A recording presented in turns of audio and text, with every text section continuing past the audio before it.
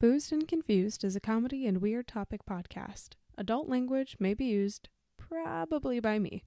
While our episode topics may be educational in nature, we are not responsible if your children start dropping the F-bomb to their kindergarten class. Listener discretion is advised.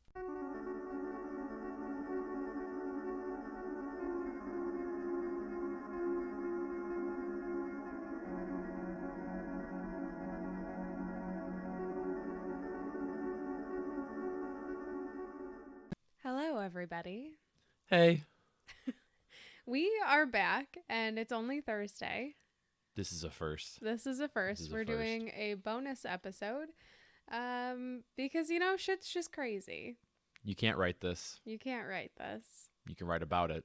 Yeah. But you can't write it. You can make a podcast about it. All right. So I'm Carol Ann. Yep. I'm Matt. And we are skipping most of the formalities today. You know the drill. We're on social media. We're on Facebook, Instagram, Twitter. Everyone is. Leave us a review if you like it. Or don't. Don't give us your opinion if you don't like it. If you don't like it, I don't know why it took you 25 episodes to figure that out. And we're not drinking anything because it's almost 10 o'clock. But there's a landslide of 5-star reviews. So let's just get on with it. All right. So last episode we published was Monday. If you haven't listened to that episode, I would recommend going back and listening to it. It kind of just goes through what led up to January 6th. And this episode is really just going to be a continuation of all the crazy news updates that have come out since Monday. So this will be as up to date as it possibly can. I literally just updated our list to cover with a new topic like 15 minutes ago because it just came out. So that being said, all of these topics are from Monday the 11th to like Thursday the 14th night. That's today. That is today. Wow. This is almost like the news. The God. The other caveat that I will kind of give with this is things are coming out quickly, and there are things that are still being investigated, things that have not been fully proven yet, or things that are just unproven at this point.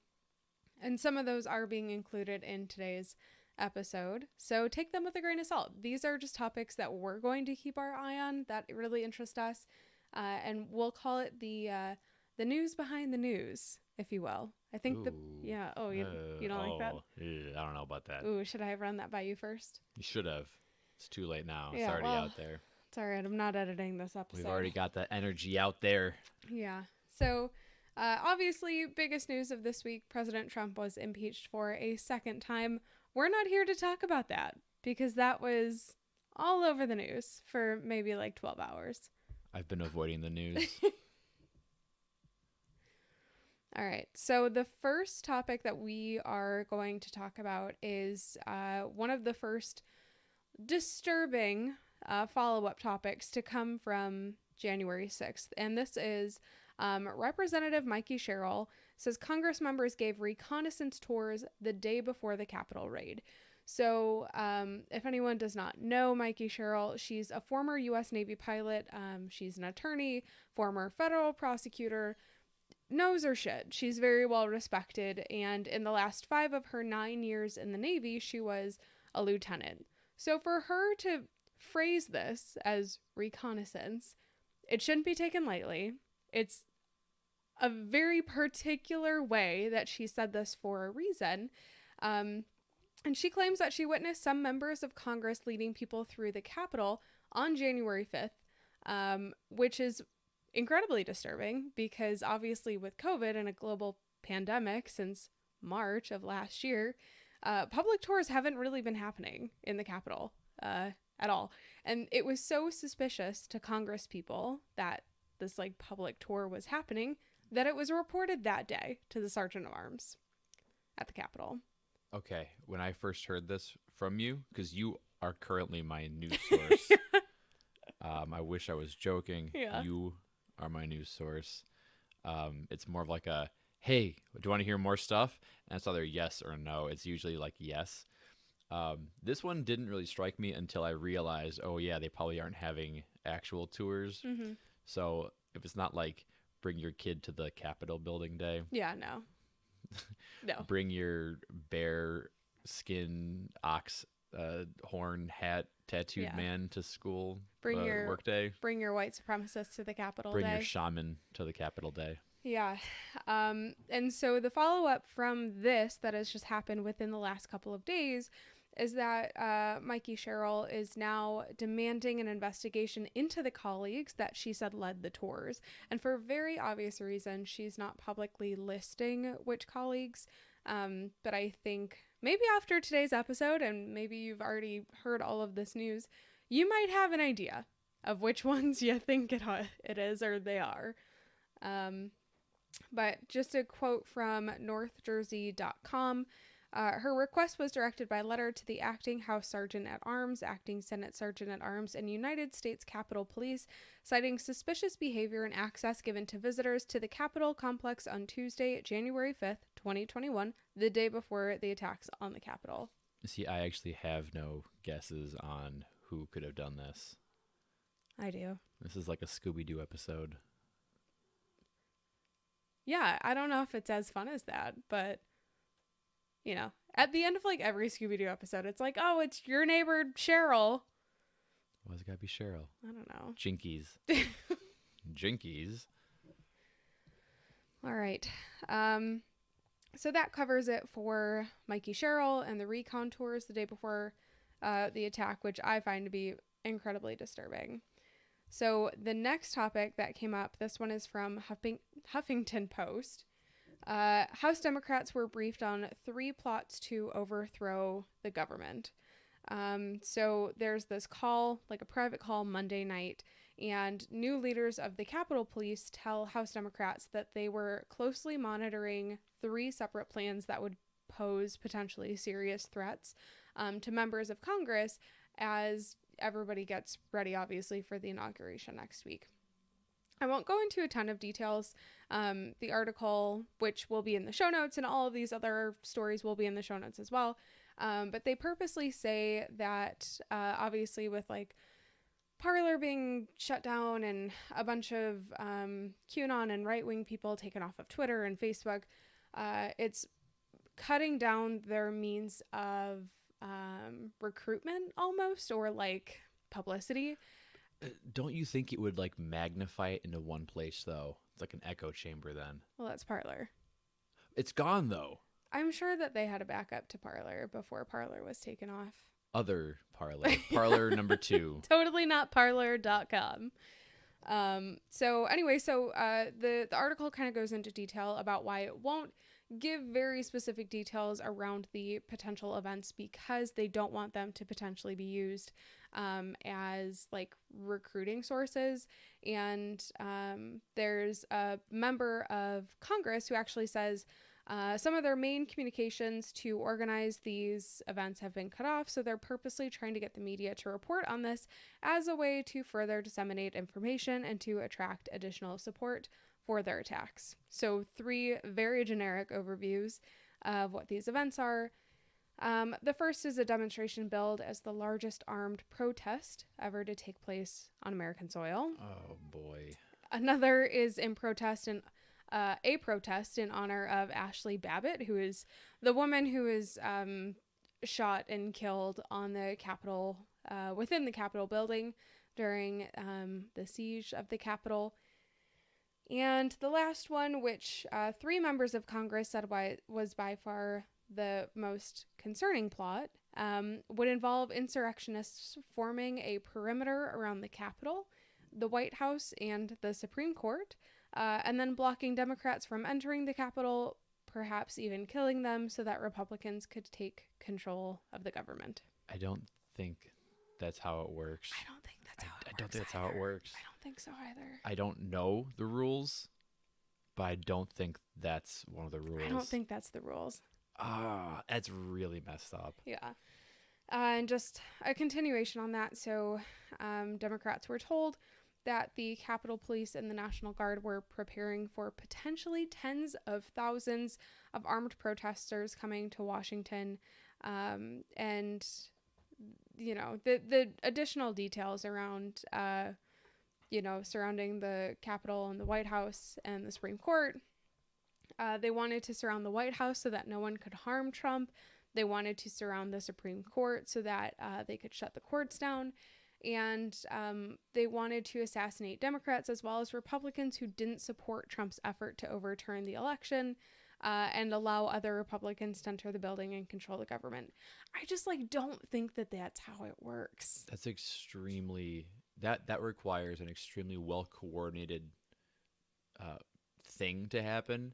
And considering that it seemed like once people got towards the Capitol or in the Capitol, it was kind of like no one, well, wasn't that no one knew, because it seems like people knew exactly what Most they were doing. Most of them did not. But it seems like a lot of people were just like, oh shit, I didn't think this far ahead. and I'm just going to run. I'm just going to run straight forward into this window. I don't think, I don't even think a lot of these people, it's an American thing. We don't know our politicians very well. Yeah, no. I couldn't pick out half of them in a crowd. No. Maybe a couple of the more well-covered ones, but... That's exactly right. I couldn't pick them out. So you think, they could be like, oh, that's definitely a Democrat. That's a Republican. Yeah. I don't know. Speaking of coordination... Uh-oh. And here's where we get into some of the more debated topics, I would say. A Colorado Republican tweeted about Pelosi's location during the Capitol siege, and she's now facing calls to resign. So this is Lauren Boebert. Lauren Boebert has become quite a figure in the news. She's new to politics and Congress, but she's most famous, I think, for being like a QAnon supporter. And so she's facing some pretty serious pushback because she had tweeted during the siege about Nancy Pelosi's location. And this is kind of, take it as you will. So, during the siege, she first tweeted that representatives were locked in the House chambers. And then a minute later, she tweets, the speaker has been removed from the chambers, which... I take it two ways. Either it's keeping the public saying, hey, like, we're okay, or if we're going to go down the more conspiratorial route, that's hey, she's not here. That's like a heads up. Yeah. I think first, I can't imagine being in this position in the first place, and I hope I'm never in that kind of a scary situation, but I don't think the first thing that would come to my mind is, oh, I better get on fucking Twitter. Nope. You'd be surprised how many people will get on Twitter. Yeah. I'd probably get on Snapchat. Yeah. Get those like funny face filters. The little dog face filter with the tongue. Yeah, the dog tongue thing. So Boebert comes back and says, well, it wasn't really a secret where Nancy Pelosi was. And I didn't know where she was. Well, another lawmaker comes back and says that lawmakers were actually specifically instructed by those that were protecting them to not tell anyone, including family, where they were for reasons that are pretty obvious. And if you listen to a lot of the phone calls, so, I joke, like, I don't know if I'd get on Twitter, if that would be the first thing I would do during a violent siege. But there were a lot of Congress people who were calling major news outlets and giving updates on exactly what was happening. And it was very real time. I think Mike Quigley from Illinois at one point was on the phone, and you could hear in his conversations, he would randomly stop and then say, like, oh shit, on live television. And then there'd be a lot of chatter in the background, and you'd kind of have to like stand by, and of course the news reporters are like, Mike, can you tell us what's going on? And Mike's a little busy right now. But all of the Congress people that were calling in were pretty clearly saying, like, I'm in a location I can't even disclose. Even now, a lot of them won't talk about where they were being held. And I think that's for a very purposeful reason, that in the event that something like this were to happen again, you don't want to give public detail about... like the building. Yes, exactly. Where they're going. Yeah. That makes sense. Yeah. Like, We were so close to one take. You know what? No, this is fine. That was our cat. Running into our new stationary bike. That's not a Peloton because one, I can't afford that, and two, your girl's not waiting 3 months for it. So. It's a sunny bike. Sorry for the noise. This is a one-take we're episode. we're doing it live. All right. So Boebert is going to come back up in other topics a little bit later in this episode, but she's going to be one to kind of follow. And she's one I think people are kind of thinking about as potentially giving intel to some of these extremist groups. And like that recon tour, Boebert is like one of the names that kind of came to mind for people. I think it's good that they're not naming names like for the public for obvious reasons. Because I mean, yeah, I don't want this kind of information in the hands of the public. This needs to be handled the right way, I think. Yeah, I agree. Unlike the other day. Yeah. That was not handled in the right way. Which one? The 6th? Oh, yeah, no. No, it wasn't handled the right way. Yeah, that was a little bit of a disaster. All right, so next news headline. And this one is really disturbing, actually, because if it's found to be true, it's really fucked up, and it shows that there was some sort of inside coordination. And I hope to God that there's not some like Congress people who are trying to help these like far right extremist groups overtake the government, because you would just have complete and utter chaos, I think, within the government. I hope that for this, like, the safety of our country, that this isn't true. But this headline is: panic buttons have allegedly been removed from Ayanna Pressley's Capitol suite. So as people rushed out of other buildings on the Capitol grounds, staffers in Pressley's office barricaded the entrance with furniture and water jugs. And I think you kind of saw that in a lot of the areas that people were holding up in. Her staffer had pulled out gas masks and looked for the special panic buttons within the office. All of the offices have these panic buttons. And she says, every panic button in my office had been torn out, the whole unit, she said, though she couldn't come up with any rationale as to why. And she'd used them before and hadn't switched offices since then. And as they were escorted to several different secure locations, Presley and her chief of staff and her husband try to remain calm and vigilant, not only of rioters, but of officers they did not know or trust. So Presley's in this situation where allegedly, all of her panic buttons had been removed, and she doesn't know if she can even trust the police officers who are escorting her around the building. And so there, I think, is an investigation that's being opened into this. But part of the reason that this is so disturbing is Presley is one of the Congress people that has like pretty regular death threats against her. And so I think she and her staff pretty regularly train for something to actually happen, because she does get these regular threats. And so that's what she means by they have checked these panic buttons before, they've been working before, and they test them in the event that something were to actually happen.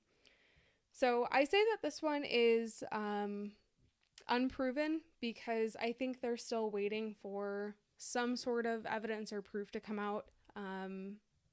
More to come on that.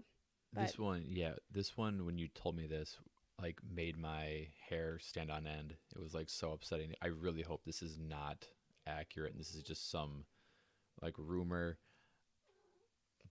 But oh man, that would be a hell of a coincidence if that was just some kind of like maintenance thing. Yeah, exactly. But if this is like, but you put it in that kind of climate, and you're naturally going to go to what is the worst case scenario for these to be missing. Yeah. Oh man, this one got me real upset. Yeah. So again, I hope that it's not that's not the case, and that it's just some really unfortunate coincidence, but more to come on that one. So The next large headline is neo-Nazis ask military to join their cause and call for assassinations. And this one is coming from Vice. And so in our last episode, we talked about how there were these protests, armed protests being planned at all the state capitals. And the FBI is warning about this. And the National Guard is obviously deployed to Washington, D.C. in preparation for the inauguration. And these insurrectionists are calling for targeted killings and advocating for members of the military to turn to their side. And these people are hoping that active duty service members who are, deployed to protect the inauguration and these state capitals in the coming days switch sides, which is an incredibly disturbing thought. When you already kind of think about, okay, there's police officers who were there at the Capitol day of, who are under investigation for their actions, like the guy who was seen taking selfies, the guy who was seen like waving people in, and not just like, oh, I'm moving the barricade to kind of protect everybody, but like giving directions. Yeah, this is also a really disturbing one, and they're trying to get the National Guard to kind of come to their side. I wanted to do an episode on this for a really long time, but haven't necessarily done it yet. But we have seen a few shows on Netflix that kind of talk about how white supremacy and neo-Nazis have like made their way through the military throughout the last few decades and thrived. Yeah, it goes way back. Way back. It goes way back. It's really disturbing. That'll be an episode for another day. But again, hope that people put country over everything else and not, I don't know, not join a bunch of white supremacists. But you see, I think that people think that by doing this, they are putting country over everything else. I don't know. You're probably not wrong, but that means so much to me coming from you. Shut up. Shut up. All right. So the last news headline, not even the last in general, just the last before today. Oh. Yeah. So the Stop the Steal organizer says several GOP congressmen helped plan the rally. So one of the lead organizers of last week's Stop the Steal rally, that obviously morphed into an attack on democracy, claims that GOP Congressman Paul Gosar and Andy Biggs of Arizona and Congressman Mo Brooks of Alabama all participated in planning January 6th. So pro-Trump activist Ali Alexander implicated the three members of the House during a live stream on Periscope, where he told followers that the four of them had been planning something big. Quote, I'm the guy who came up with the idea of January 6th when I was talking with Congressman Gosar, Congressman Andy Biggs, and Congressman Mo Brooks. So we're the four guys who came up with the January 6th event, #DoNotCertify, and it was to build momentum and pressure, and then on the day change hearts and minds of congresspeoples who weren't yet decided or saw everyone outside and said, I can't be on the other side of that mob. And that live stream was in December 29th. What the heck is Periscope? It's like a live stream, sort of. I'd almost say like a Facebook Live, but it's Periscope.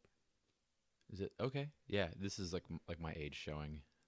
Our age showing. I don't know what Periscope is. When there's like something really big happening, like I think a lot of the protests over the summer for Black Lives Matter had a lot of people live streaming on Periscope.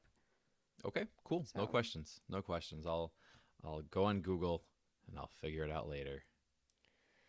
All right. So I was really hoping to keep today's episode shorter. And this is pretty short. This is like behind the curtains. We did pause to breathe.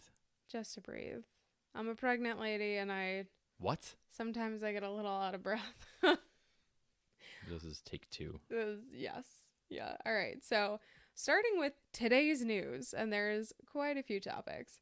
The first one, National Guard at Capitol authorized to use lethal force in the aftermath of the mob. So I think pretty unsurprisingly, they've been given permission to use lethal force. There's about 20,000 National Guard troops who are preparing for these pro-Trump demonstrations the upcoming weekend. So, oh shit, yeah, it's in a couple of days.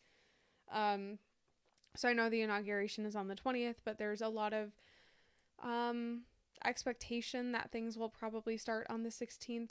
And so National Guard has been given that permission to use lethal force, which is obviously quite an escalation from last week.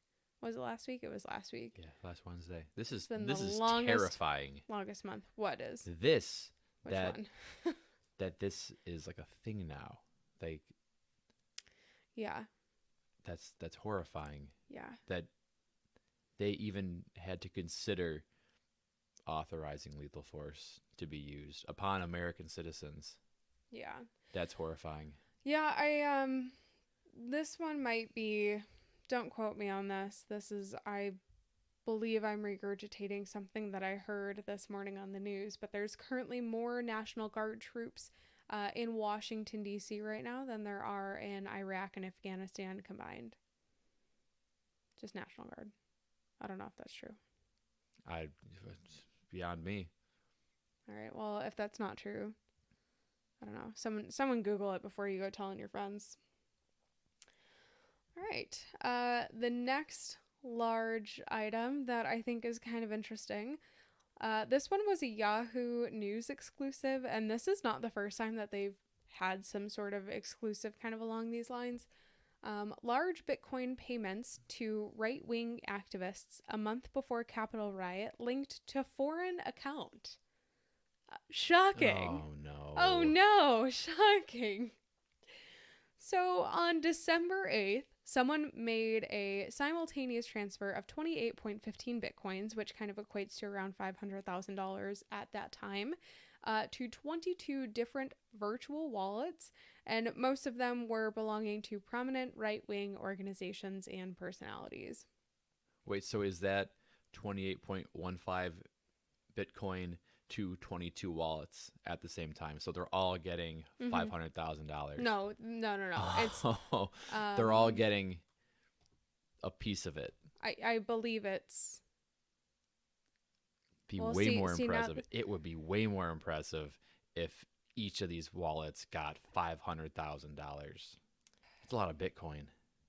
All right, so I just double checked. I'm pretty confident in saying I believe it's just the 28.15. It's not 28.15 to times each account. 22. I hope not. Oh, that would be some like James Bond villain level stuff. That would be that's a shitload of money. That's a lot of Bitcoin. I have never seen a Bitcoin. So, I mean, this is all just marbles to me, but that's impressive. That's a lot of numbers.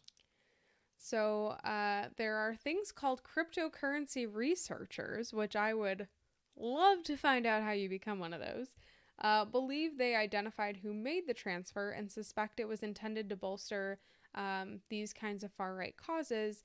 And law enforcement is investigating whether the donations were actually linked to the January 6th attack. But right-wing figures and websites, including VDare, the Daily Stormer, Nick Fuentes, received generous donations from a Bitcoin account linked to a French cryptocurrency exchange.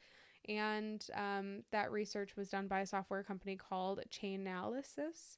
And one thing that's interesting is I think it was Richard Spencer who said that Bitcoin was essentially the currency of the far right. I don't know if I believe that, because how do you pay for Bitcoin when you're filling up your F-150 and you're going down to the Capitol? I don't think Speedway takes Bitcoin. I don't know anything about Bitcoin.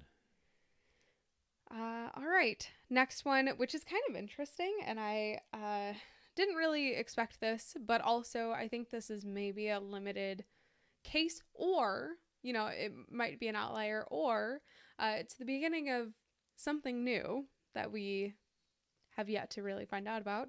the walkie-talkie app Zello hosted far-right groups who stormed the Capitol.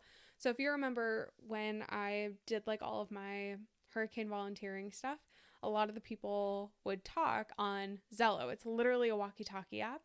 I thought Zello was a money transfer app. That's Zelle. Okay. Yeah. And I also thought Zello was an app where you find houses for sale. That's Zello. Oh my god. Good night, everybody. Oh gosh. All right. So audio and chat logs reveal that at least 2 insurrectionists, so again, 2, don't know if that's just an outlier, don't know if that's just the beginning, but 2 insurrectionists who broke into the Capitol use Zello, which again is just like a social media kind of walkie-talkie app. And it's interesting because it's kind of being speculated if this is being used more widely by these far-right groups, because you would think, I don't know if they have the same sort of protection or if they have the same sort of monitoring or like moderating that like a normal social media website would, or if they could kind of just fly under the radar with these groups. Mm-hmm. Okay. I think there's a lot of self-moderation that happens within them. But quote, "We are in the main dome now. We are rocking it. They're throwing grenades. They're frickin' shooting people with paintballs, but we're in here," said a female militia member. "God bless and Godspeed. Keep going," said a male voice. And "Just do your shit," said another. "This is what we fucking lived up for. Everything we fucking trained for." Yeah, I don't know. It seems like that kind of dialogue literally feels like LARPers, who are the kind of people. I was gonna say it's like playing Call of Duty or something with your buddies. Like they get inside the doors of the Capitol, and these feel like the kind of people who are like, "Oh shit, I didn't think we'd get this far." So this all happened within a public Zello channel called Stop the Steal J6. Really, again, super under the radar, could never be detected. But yeah, it'll be interesting to see if that's a continuing trend or not. All right. One of the last topics, Pentagon watchdog to launch probe of white supremacists in the military. So kind of hinted at this already a little bit. This is like a very well discussed research topic that if you find it interesting to you, you could go give it a listen somewhere else until we get our episode up. But the Pentagon's internal watchdog announced today, Thursday the 14th, that it will investigate whether the Department of Defense has adequate procedures in place to prevent white supremacists and other extremists from joining and remaining in the military. And the official pointed to a resurgence in white supremacy and white nationalist activity over the past 4 or 5 years. Shocking. I don't think that's really a coincidence at all. And that there's FBI data that has found that between 2001 and today, right-wing extremists are responsible for more deaths in the U.S. than any other type of extremist group. This is why I'm not following the news right now, and you're my news. This is all brand new to me. Everything you just said from today's update, which is the Thursday news, that's all very new to me. Yeah. Well, are you ready for this one? Oh no, there's more. At least 28 off-duty law enforcement officers joined Trump in Washington, D.C. last week to call for the election to be overturned. And these are 28 off-duty law enforcements from all around the country, not just, D.C. or in the surrounding area on the East Coast. And so at least 19 agencies in 13 states have announced investigations into whether their officers violated internal policies or criminal laws in D.C. Oh, goodness. And here's the best part, the part that I love. Many of these incidents only came to light after the officers themselves brazenly posted about it on their own social media. So it's all fun and games to commit a felony, until you put it on Facebook and then people call the FBI. All right. Last two news updates are kind of disturbing. I think this one really won't come as a shock, but goes back to the conversation we were just having about the panic buttons and hoping that it's not I hope that's internal. not true. I hope that's not true. Some Democrats in Congress are worried their colleagues might kill them. And this is from NBC News. So, since January 6th, lawmakers have suggested, without evidence backing them up, I'll say so far, that far-right colleagues may have helped plan or guide the attack. And there are particular concerns about some newly elected members who have espoused extremist views, including comments supportive of QAnon, which, again, if we go back to like Lauren Boebert, she's one of the main ones that really comes to mind. And there is a House freshman who's pushing to carry firearms on Capitol grounds. Another recounts being armed during the attack, further putting their colleagues on edge.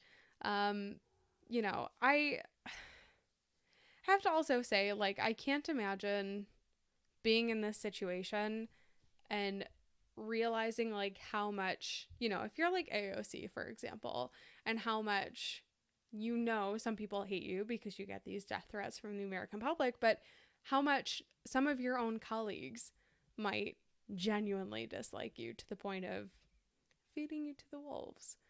But not to mention, so AOC herself said that she feared for her life because she doubted the motives of unnamed colleagues who were sheltering with her. All right, and the last topic for today, which is the one that I added maybe 15 minutes before we started. Dozens on FBI's terrorist watch list were in DC the day of the Capitol riot, which I don't think should shock anybody. So this comes from The Hill, and comes from The Hill, which actually comes from the Washington Post.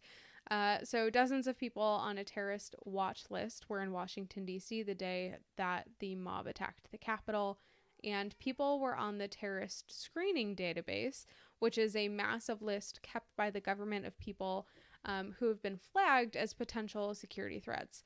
And Washington Post reported that a majority of those in D.C. are suspected white supremacists. And most of the people flagged were in D.C. for these specific pro-Trump events that had been scheduled.